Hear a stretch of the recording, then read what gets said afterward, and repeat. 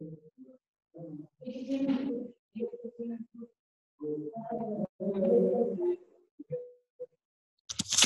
afternoon, everyone.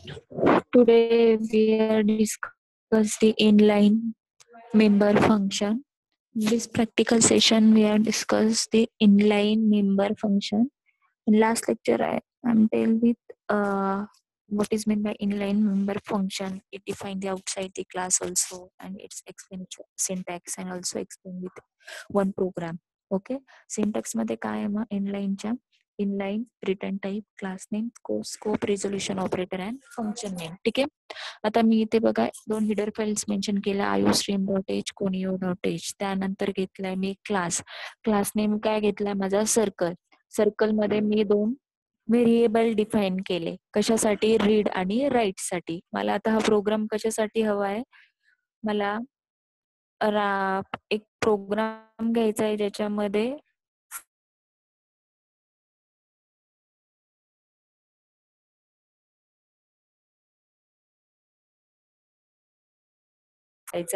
Read कशासाठी करणार आहे रेडियस ऍक्सेप्ट करण्यासाठी कम्प्युट कॅल्क्युलेट द एरियासाठी अँड डिस्प्ले द रिझल्ट साठी डिस्प्ले फंक्शन. ओके सो मी रेडियस आणि एरियासाठी आर अँड ए हे दोन व्हेरिएबल घेतले using data type float. Public मध्ये तिघही फंक्शन मेन्शन केले void read void compute and void display. Then class end केला end with semicolon because inline function हे क्लासच्या आउटसाइडला डिक्लेअर होतं जसं मी लेक्चर मध्ये सांगितल्याप्रमाणे.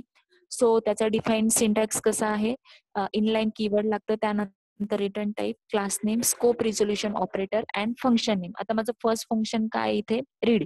So I will put year inline return type void class name circle scope resolution operator and function name is read. Okay than me radius काय करते इथे read करते. रेडियस साठी मी काय व्हेरिएबल डिफाईन केलं होतं आर.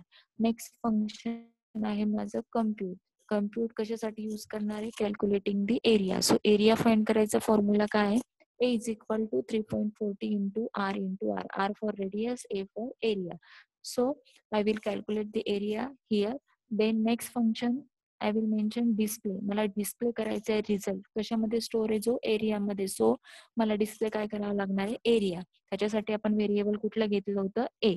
सो मी ते डिस्प्ले केलं त्यानंतर फंक्शन क्लोज केलं आणि व्हॉइड मेन मध्ये जसं आपण लास्ट प्रॅक्टिकल सेशनला बघितलं की क्लास नेम कसा त्याचा ऑब्जेक्ट क्रिएट करता. सो इथे क्लास नेम सर्कल आहे सो सर्कलचा ऑब्जेक्ट घेतला C and access member function त्याचा सिंटॅक्स होता object name dot function name. So C is my object name of class circle. So C dot read C dot compute C dot display and my program is completed.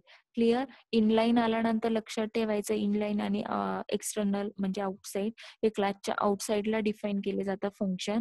Inline आणि external define function मध्ये एकदम simple difference आहे की यामध्ये inline keyword लागलं जातं बाकी दोघंही क्लासच्या आउटसाइडला डिफाईन केले जातात. सो मी हा प्रोग्राम रन करते.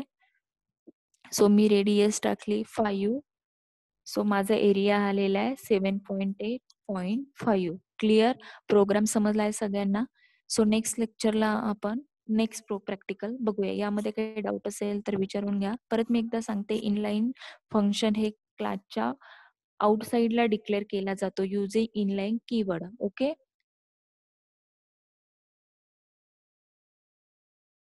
So thank you. नेक्स्ट प्रॅक्टिकल हे आपण नेक्स्ट लेक्चरला बघूया.